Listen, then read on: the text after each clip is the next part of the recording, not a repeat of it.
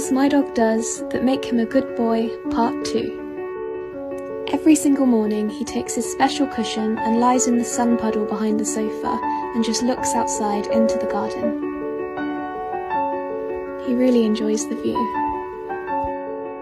If you sit on the floor, he takes that as his invitation to come and sit on your lap.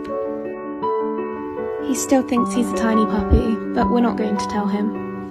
And when he really loves the toy, he does little nibbles on it. He does the same to his friends as well.